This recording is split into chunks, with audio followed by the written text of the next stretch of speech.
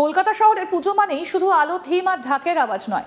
কলকাতা শহরের বারোয়ারি পুজো মানেই হলো ক্ষমতার অলিন্দ, রাজনীতির দাবার চাল আর পাড়ার ক্লাবের দখল নিয়ে ঠান্ডা লড়াই। আর সেই লড়াইয়ে যদি দক্ষিণ কলকাতার অন্যতম হাই প্রোফাইল তথা হেভিওয়েট পুজো সুরুচি সংঘের নাম জড়ায় তবে তো কথাই নেই। মাস তিনেক পরে বাঙালির শ্রেষ্ঠ উৎসব দুর্গাপুজো। ঢাকের কাঠি পড়ার আগেই কলকাতার পুজোর মানচিত্রে ঘটে গেল এক অভাবনীয়, নজিরবিহীন এবং রাজনৈতিকভাবে মারাত্মক তাৎপর্যপূর্ণ ওলটপালট।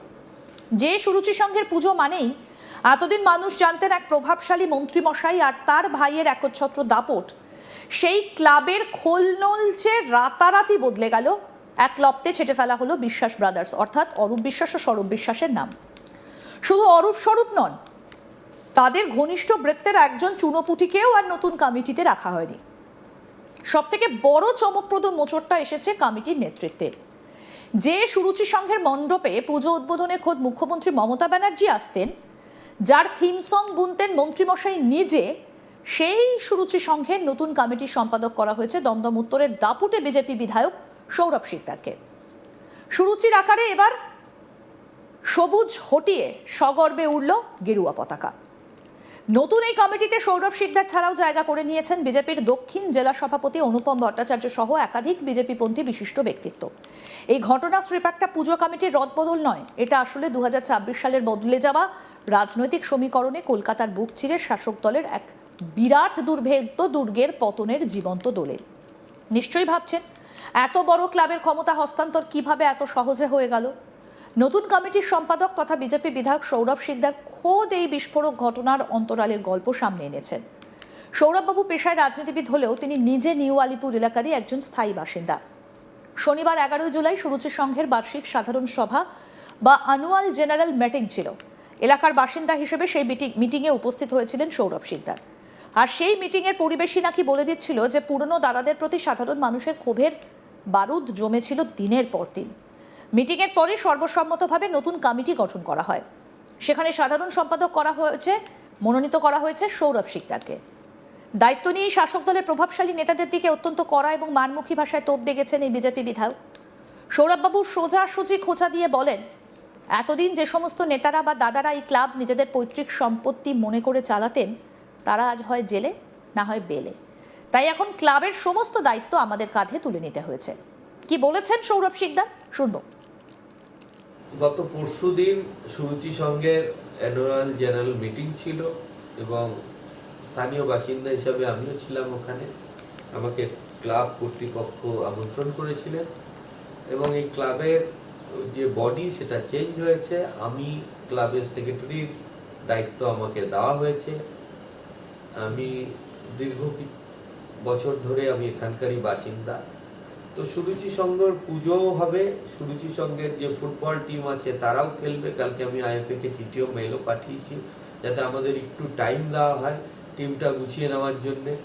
কারণ ডামাডোলের মধ্যে যেহেতু এর যারা চালাতেন তারা কেউ জেলে, কেউ বেলে, কেউ পালিয়ে, তো সুতরাং প্লেয়াররা দিশাহীন হয়েছিল। আমি যেহেতু খেলাধুলোর লোক, ময়দানের লোক, সেই জন্য আমি এটাতে বিশেষ উদ্যোগ নেব যাতে আজকে আমার ক্লাব খেলে, সিএফএল এ খেলে, আই লিগ 3-তে খেলে এবং তার সাথে সাথে সুনামের সাথে দুর্গাপুজো হবে। কিন্তু এই দুর্গাপুজো সার্বজনীন দুর্গোৎসব হবে, সর্বজনের দুর্গাপুজো হবে। কোনো দাদার পুজো বলে এই পুজো পরিচিত হবে না। সাধারণ মানুষ, আমরা এলাকাবাসী, আমাদের এখান থেকে খুব কাছেই সুরুচি সংঘ ক্লাব। আমরা কোনোদিন আমন্ত্রণ পেতাম না, এলাকার সাধারণ বাসিন্দাদের ওখানে ঢুকতে দেওয়া হতো না। যে মাঠটাই পুজো হতো সেখানে ক্লাবেরও অনেক সদস্য সারা বছর ধরে প্রবেশ নিষেধ ছিল পুজোর সময় ছাড়া, কারণ সেখানে বিশ্বাস ব্রাদার্সের রাজকীয় বেডরুম ছিল, আপনারা দেখিয়েছেন সব চ্যানেলে সেটা। তো সবাইকে সাথে নিয়ে পুজো হবে। রথের দিন সকালবেলায় খুঁটি পুজো হচ্ছে এবং খুঁটি পুজোর পরে যেভাবে সুরুচি সংঘের পুজো পুরো কলকাতা তথা পশ্চিমবঙ্গের লোকের একটা আকর্ষণের জায়গা ছিল, সেই আকর্ষণ করবে। আমাদের প্রতিনিধি রাহি হালদার কি প্রতিবেদন তুলে ধরেছেন দেখবো এবার। আর হাতে গোনা মাত্র কয়েকটা মাস, তারপরেই বাঙালির শ্রেষ্ঠ উৎসব দুর্গাপুজোর আনন্দে মেতে উঠবে আপামোর বাংলা। তবে রাজ্যের পালা বদলের পর থেকেই সাধারণ মানুষ থেকে শুরু করে পুজো প্রেমী পুজো উদ্যোক্তারা সবার মনে একটা প্রশ্ন ঘুরে বেড়াচ্ছিল যে পালা বদলের পরে এবারে দুর্গা পুজোয় মূলত শহর কলকাতার যে সমস্ত নামজাদা দুর্গা পুজো ছিল সেই দুর্গা পুজোগুলোর ভবিষ্যৎ কী হবে। তবে এই জল্পনাগুলির মধ্যে দাঁড়িয়েই একেবারে সমস্ত জল্পনা উস্কে দিয়ে নতুন একটা ঘোষণা সেটা করেছে হচ্ছে কলকাতারই এক নামজাদা দুর্গা পুজো সুরুচি সংঘ। তারা যেটা একদম জানিয়েছে যে এতদিন এই পুজো সেই পুজো ছিল একদম বিশ্বাস ব্রাদার্সের তাদের হাতের মানে তালুতে তাদের কথা মতনই কিন্তু এই পুজো হতো। তবে এইবারে পালা বদলের পর যখন বিশ্বাস ব্রাদার্সের হাত থেকে এই পুজো যেতে শুরু করেছে ঠিক সেরকম সময় দাঁড়িয়েই কিন্তু পুজোর একবারে নতুন একটি কমিটি ওয়ার্কিং কমিটি তৈরি করা হয়েছে এবং যে কমিটিতে বিশ্বাস ব্রাদার্স আউট আর বিজেপির বিধায়ক সৌরভ শিকদার তিনি ইন।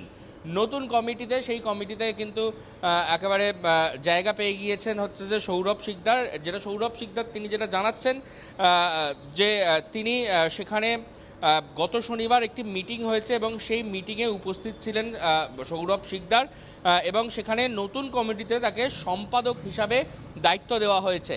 এবং শুধুমাত্র পুজো নয়, একই সঙ্গে এই ক্লাবের কিন্তু একটি ফুটবল টিমও রয়েছে। সেই ফুটবল টিম যে কি হবে সেই নিয়ে কিন্তু একটা দীর্ঘ জল্পনার মধ্যে ছিল, কারণ যেটা জানা যাচ্ছে মানে যেটা সবাই দেখেছে একদম যে অরূপ বিশ্বাস এবং স্বরূপ বিশ্বাস তাদের গ্রেপ্তারির পর কিন্তু যদি স্বরূপ বিশ্বাস গ্রেপ্তার, অরূপ বিশ্বাস কিন্তু তিনি এখন জামিন নিয়েছেন আদালতের থেকে, আগাম রক্ষা কবচ তিনি চেয়েছিলেন এবং তারপরেই কিন্তু যেটা দেখা যাচ্ছে যে এই যে বিশ্বাস ব্রাদার্স তাদের হাত থেকে সুরুচি সংঘের পুজো চলে গেলে সেই পুজোর এখন কিন্তু একেবারে দায়িত্ব নিয়েছেন সৌরভ শিকদার। তিনি দমদমের বিধায়ক এবং তিনি ওই এলাকার স্থানীয় বাসিন্দা, সেই কারণেই কিন্তু তাকে ডাকা হয়েছে। এবং সৌরভ শিকদার তিনি যেটা জানাচ্ছেন যে শুধুমাত্র পুজো নয়, তাদের যে ফুটবল টিম সেই ফুটবল টিম নিয়েও কিন্তু তিনি বেশ একেবারে ওয়াকিবহল এবং সেই ফুটবল টিম যাতে আরও ভালো পারফর্ম করতে পারে, কারণ তিনি বলছেন যে এতদিন দায়িত্ব যাদের হাতে ছিল তারা হয় জেলে রয়েছে, নাহলে কেউ বেলে রয়েছে, আবার কেউ কিংবা পালিয়ে বেড়াচ্ছে।